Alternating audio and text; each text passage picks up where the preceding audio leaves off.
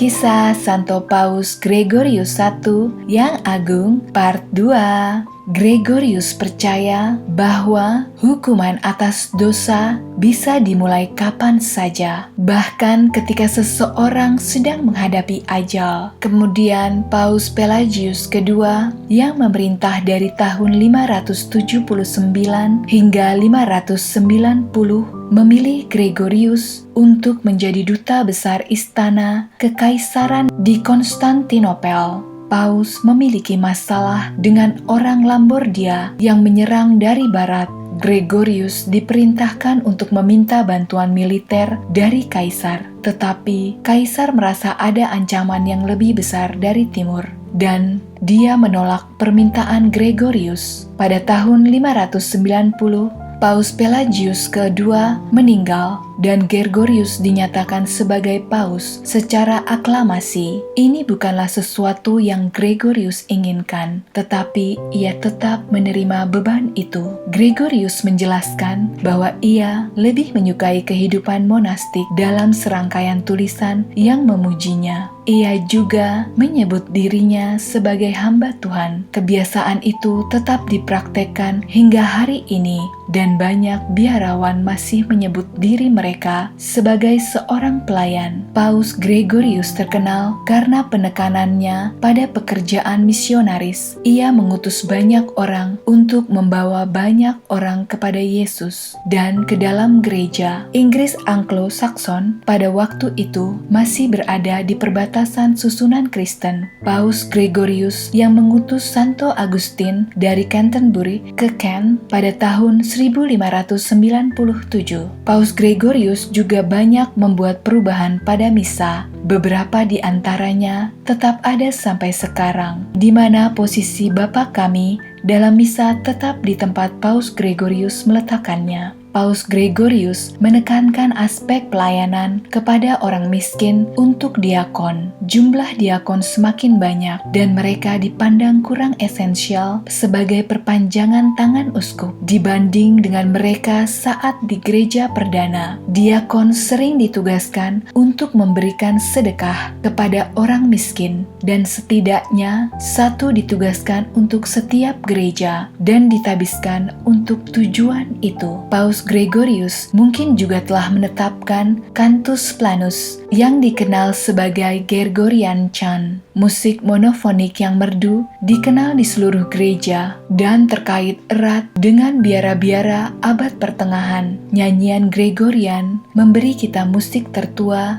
yang masih kita miliki dalam bentuk aslinya. Beberapa berasal dari abad setelah kematian Gregorius. Hal ini masih menjadi masalah beberapa perselisihan mengenai Paus Gregorius dalam pengembangan gaya. Beberapa sejarawan musik berpendapat bahwa kredit tersebut adalah kesalahan atribusi yang seharusnya dimiliki oleh penerusnya yang kurang dikenal seabad kemudian, yaitu Gregorius II. Paus Gregorius I dikenal karena sedekahnya kepada orang-orang miskin, dan ia telah memberikan cukup banyak kekayaan yang disumbangkan ke gereja dari orang-orang kaya di Roma. Segala sesuatu, mulai dari uang hingga tanah, diberikan kepada orang miskin dengan cara tertentu. Ia juga menjelaskan kepada bawahannya bahwa tugas mereka adalah untuk meringankan kesusahan yang dihadapi oleh orang miskin. Ia memerintahkan para biarawannya untuk turun ke jalan, mencari dan merawat orang miskin secara langsung. Setiap biarawan yang tidak mau turun ke jalan dan tidak mau membantu orang miskin akan digantikan. Aset gereja dilikuidasi untuk memberikan pendapatan sedekah. Biarawan yang melakukan pekerjaan ini dibayar 4 kali setahun dan diberi koin emas semacam bonus. Ketika kelaparan melanda Roma pada tahun 590-an, Paus Gregorius memerintahkan gereja menggunakan asetnya untuk memberi makan orang miskin. Saat itu, gereja menguasai hampir 2000 mil persegi tanah yang diawasi oleh pastor dan digunakan untuk menghasilkan pendapatan. Sekarang, alih-alih menjual hasil bumi, Paus Gregorius memerintahkan agar barang-barang itu dikirim ke Roma dan diberikan secara cuma-cuma. Dengan cara ini, ia dapat menyelamatkan ribuan orang dari kematian. Paus Gregorius sendiri menolak untuk makan sampai para biarawannya kembali dari pekerjaan membagikan makanan. Ia juga memastikan untuk makan dengan selusin orang miskin setiap kali ia makan. Gregorius secara luas dianggap sebagai paus abad pertengahan pertama, dan ia adalah seorang penulis yang produktif. Karena rasa hormatnya yang besar terhadap orang miskin, Paus Gregorius dan gerejalah yang menjadi kekuatan yang paling dihormati dan dipatuhi di Roma dan di seluruh Italia. Sejak masa Gregorius dan seterusnya, orang-orang melihat ke gereja untuk pemerintahan daripada kaisar yang jauh dan acuh tak acuh di Konstantinopel. Kemudian Paus Gregorius menderita radang sendi di tahun-tahun terakhirnya. Ia meninggal pada tanggal 12 Maret 604 Masehi. Ia segera dinyatakan sebagai orang suci melalui pengakuan populer. Peninggalan Santo Gregorius tetap berada di Basilika Santo Petrus hingga hari ini. Pada tahun 1969,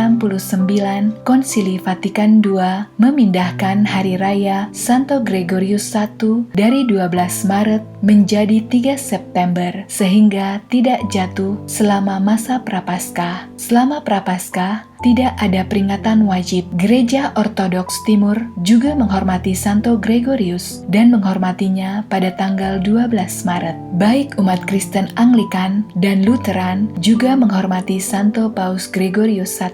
Ia adalah santo pelindung musisi, penyanyi, siswa, dan guru. Demikian kisah dari Santo Paus Gregorius I yang agung, yang meneladani Yesus Kristus saat ia masih hidup di dunia. Mampukah kita mengambil satu bagian, mengambil satu misi dalam kehidupan kita? Mari kita merenungkannya. Santo Gregorius mengingatkan kita bahwa Tuhan yang Maha Kuasa menempatkan manusia-manusia yang baik untuk berkuasa, supaya Tuhan bisa memberikan karunia rahmat-Nya kepada umat-umat-Nya melalui mereka. Semoga kisah ini menginspirasi kita semua. Sampai jumpa lagi bersama saya, Benedikta. Salam sukacita.